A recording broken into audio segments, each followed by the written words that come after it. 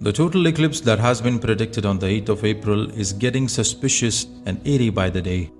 The US government has released a very detailed warning list for the citizens, and that warning issue is so detailed and lengthy and has so many strange warnings that we are suspecting something weird. Brothers and sisters, the solar eclipse is definitely an important sign, but only for us. People who do not follow religions such as the US population, why are they bothering this eclipse so much?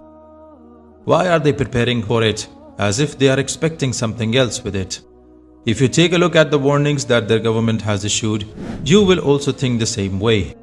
There are so many warnings with so much detail, but let us only mention them broadly.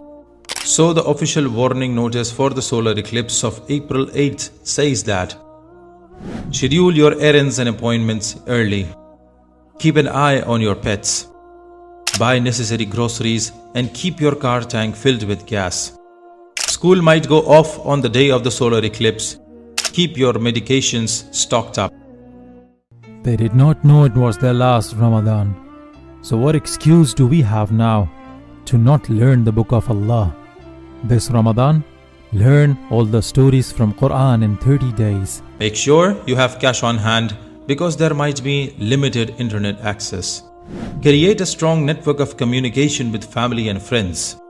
Do not drive on a freeway or highway during the time of the eclipse. These are the only highlights of the detailed warning issue that the US government has released for its citizens. Have you ever heard of warning signs for the solar eclipse other than wearing goggles and not looking at the eclipse directly? So why is it so different this time around? Is this eclipse going to be different from all other ones that have ever happened? The reason why the Christian community is taking this seriously is because of the verse in the Bible, which says that darkness will prevail when the last hour will have arrived. Mark 15:33 reads, "And when the 6th hour had come, there was darkness over the whole land until the 9th hour."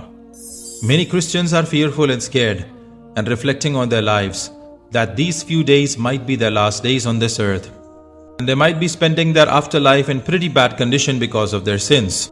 Some of them also believe that on the day of the eclipse, Hazrat Isa alayhi salam will arrive. Even the Jews are taking this solar eclipse as an omen because it has coincided with the sacrifice of the red heifers, the most important ritual that will be happening after around 2000 years. The reality can only be proved from the Quran and Hadith.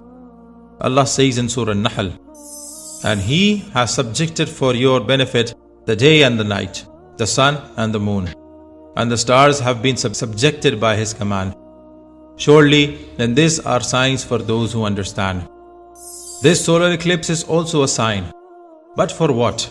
Could this be the sign for the arrival of Imam Mahdi? Or a sign that all the major signs of the Day of Judgment are going to come true this year? Only Allah knows best, brothers and sisters. What we should do when there is a solar eclipse is that we should offer our prayer, the Salat kasoof.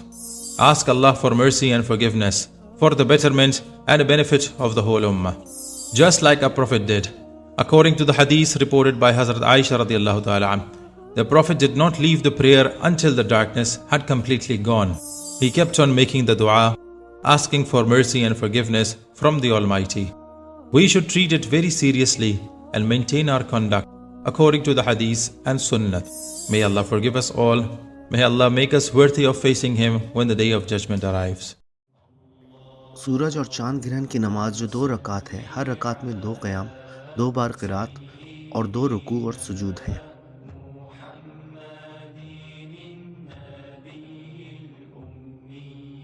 पहली रकात में सूरह फातिहा पढ़ी जाए और उसके साथ कोई लंबी और तवील सूरत की तिलावत की जाए। फिर तकबीर अल्लाहु अकबर कही जाए और तवील रुकू किया जाए। फिर रुकू से सर उठाकर समी अल्लाहु लिमन हमिदा रब्बना व लकल हम्द कहें। इसके बाद सजदा नहीं बल्कि दोबारा से सूरह फातिहा पढ़नी है और उसके साथ कोई और सूरत भी मिलाकर लंबी क़िरात करनी है। ताहम अब की बार क़िरात पहले से कदरे कम होगी और फिर दूसरी बार लंबा रुकू करके, लेकिन ये रुकू पहले से छोटा होगा। फिर उसके बाद 2 लंबे सजदे करने हैं। दूसरी रकात के लिए खड़े होना है और बिल्कुल पहली रकात की तरह दूसरी रकात भी अदा करें, लेकिन دوسری رکعت کا ہر عمل پہلی رکعت کے اعمال سے قدرے چھوٹا ہوگا. پھر اس کے بعد تشہد میں بیٹھیں اور آخر میں سلام پھیر دیں.